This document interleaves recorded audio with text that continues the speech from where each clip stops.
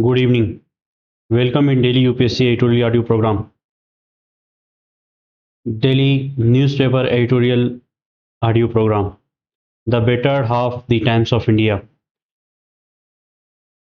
Corridor of opportunity. The Hindu. How anti-corruption bodies are politicized. Yashovardhan Azad. Now full editorials.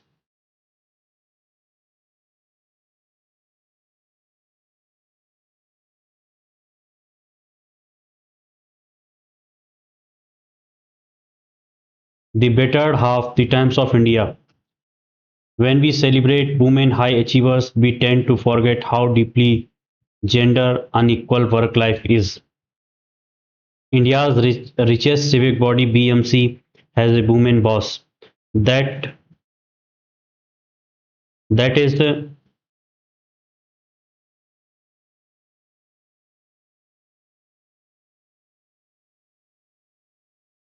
that is swag achievement by far. Mumbai now has three women in the financial capital's administrative leadership, municipal commissioners, mayor, and BMC's leader of opposition. A note to working women everywhere. And yet, can the framework for equality be glided by only the first, much as every first, from breaking into male dominated spheres to breaking out of stereotyped roles, is every bit worth celebrating. It is equal representation in numbers and pay via access, agency, and accountability. That is the real deal. Take Indian politics, so many women politicians in a variety of powerful first, yet 33% is such a long haul and still a distance away. Take the world of work. Barely 32% of women in working age population are even part of the labor force. Of these, 80% are in vulnerable employment, informal, low low quality, unevenly paid. Just 15% are in regular salaried jobs, widely disproportionate to their college enrollment. That is almost equal to men's work life. For even this 15% is precarious. Career growth, name any sector, is painful. Judiciary, industry, tech, media, you name it. In private sector, women freshers earn 15% less than men with similar qualifications in comparable roles. This gap widens to 25% in senior roles. Women on average earn 27% less than men in India. ILO 2023. There is no real why to this. It is a mix of hardwired cultural attitudes, different rules, and some suggest negotiating skills. Problem is onus of minding ma- mending these gaps seems to lie on women, but regulation has forced almost a large companies to have at least one woman director, even if for sake of compliance. Even if male directors earn three and a half, three more half times more than women counterparts. Further, IMF has long held increasing women's labor force participation results in large gains in economic welfare. Women's complementary skill raise productivity, boosting wages for everyone. It is not a women's issue, it is a GDP issue. Given the odds, patriarchy to policy stacked against women in reaching leadership positions. Top performers do stand out for better or worse, but There is a certain irony in celebrating achievers, whether women or from a demographic minority, for what becomes vividly clear is that such achievement remains rare even in 21st century India. Limelight are on high flyers only increases the glare on the hopelessly unequal work lives of women. Corridor of Opportunity The Hindu.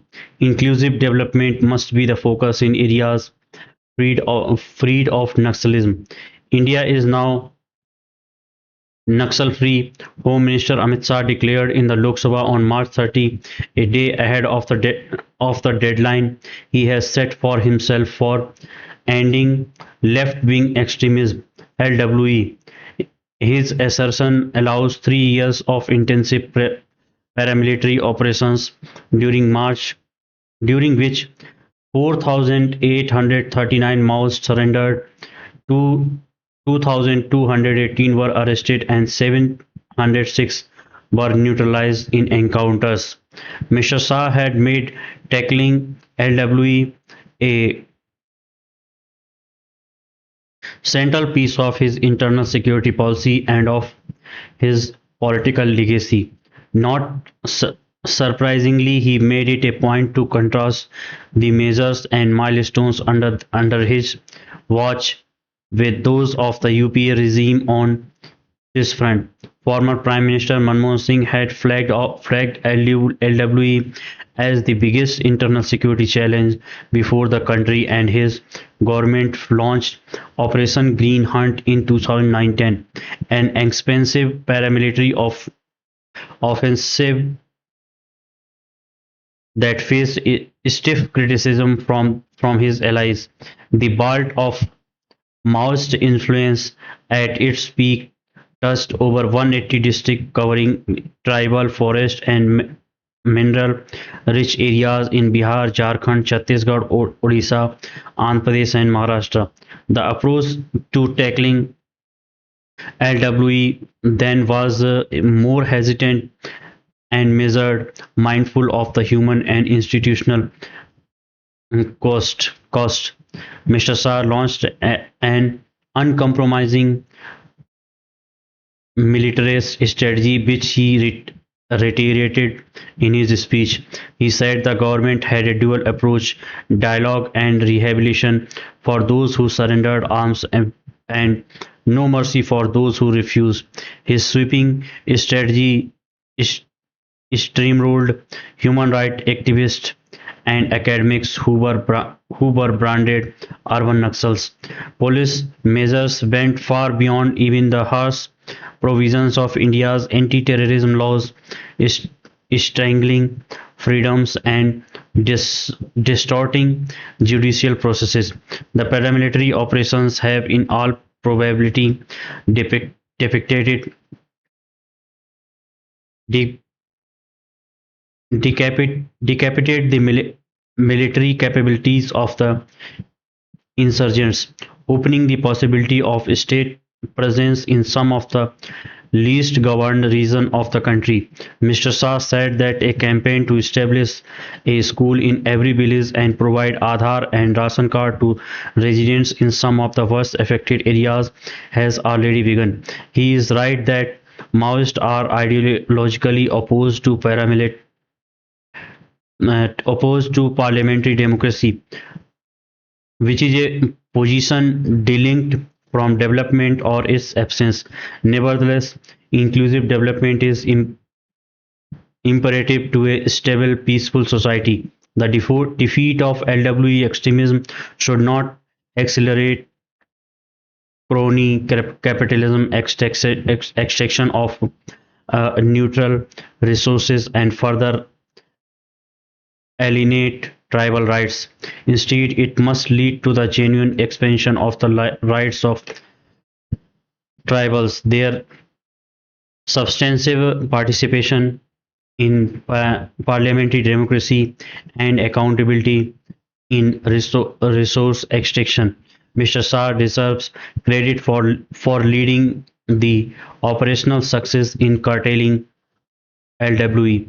He must now lead a politics of reconciliation and heal the wounds of the battle. How anti-corruption bodies are politicized. The head of an head of an in the head of an investigative agency need to ensure that prosecution are grounded in evidence rather than suspicion or political memorandum. Yashovardhan Azad, retired IPS officer who has served as the Central Information Commissioner, Secretary Security, Government of India, and Special Director Intelligence Bureau. It began with a great fanfare. Investigative agencies announced a massive corruption conspiracy case in Delhi's excise policy, alleging kickbacks of 100 crore and a Naxal deep nexus between business interests and politicians. The case, which was investigated by the Central Bureau of Investigation with parallel proceedings by the Enforcement Directorate, led to the arrest of political figures, including then Delhi Chief Minister Arvind Kejriwal and Deputy Chief CM Manish Sisodia and business persons. Months of custody, prolonged interrogations, and repeated court hearing followed. The case dominated television debates for months, shaping electoral narratives and public perception. Now, years later, the case ended with a judicial order from the trial court declining even to frame charges. The court concluded that the prosecution has failed to produce material establishing a prima facie case of criminal conspiracy or bribery. It also noted the absence of clear evidence linking policy decisions to illegal personal gain. What begins as one of the most sensational corruption prosecutions in recent memory has ended and left us with an uncomfortable question. How did a case launched with such certainty fails to cross even the basic threshold required for trial? Li- Lingering questions. The most immediate question is institutional. Should an investigation agency initiate a prosecution of this magnitude without a reasonably solid evident, evidentiary foundation? The decision to register a first information report is legally the beginning of a criminal process, but in politically sensitive cases, it also carries immense consequences: arrest, reputational damage, and long period of incar- incarceration before trial. When a case collapses at the threshold stage, it inevitably invites speculations that the investigation itself may have been driven by ex- extraneous extraneous pressures. The head of an investigative agency therefore need to ensure that prosecutions are grounded in evidence rather than suspicion or political momentum. The judicial threshold. The collapse of such high profile case is not unique to India. Corruption is among the most difficult crimes to prove anywhere in the world. That is because, unlike violent crimes, corruption rarely leaves visible evidence. Money moves through intermediaries, shell companies, consultancies, contracts, or political donations. The benefit may not even appear as cash. It may appear as favorable regulatory decisions or advantageous contracts. Hence, successful corruption prosecutions usually depend on a complex evidentiary architecture, financial trail, documentary records, digital communications, and corrobo- corroborated witness testimonies. If any link in this chain is missing, courts hesitate to to infer criminal intent. The Supreme Court has repeatedly held that policy decisions taken by governments cannot automatically be criminalized unless there is a clear evidence of dishonest intent and personal gain. That this is exactly what was inferred by the court in the Delhi excise policy case. And while these principles protect individuals from politically motivated prosecutions, they also make cases difficult to sustain. However, the real difficulty may lie less in judicial standard and more in investigative capacity. Many corruption prosecutions in India will still rely heavily on witness statements rather than on forensic financial analysis.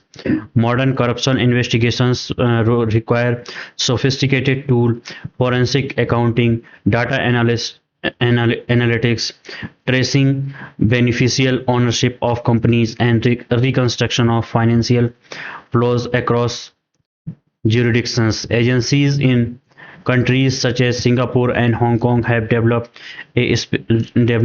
specialized expertise in these areas. In contrast, India's investigative ecosystem remains fragmented across multiple agencies with uneven coordination. The political dilemma. The Kejriwal case illustrates a deeper structural dilemma in Indian democracy. On the one hand, corruption in public life remains a widely acknowledged problem. Allegations surround major public contracts from liquor policies to irrigation projects.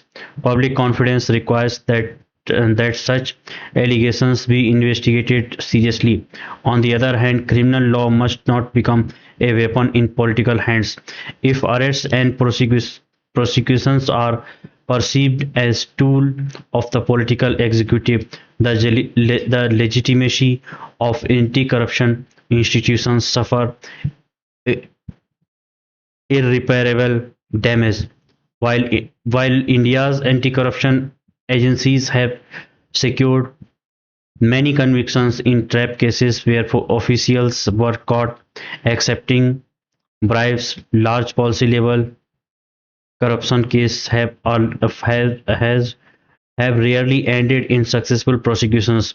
When allegations of corruption surround large public contracts but rarely lead to convictions, public cynicism deepens.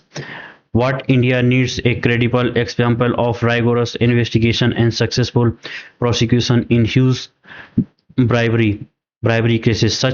Such cases would demonstrate that corruption can be punished without compromising legal fairness.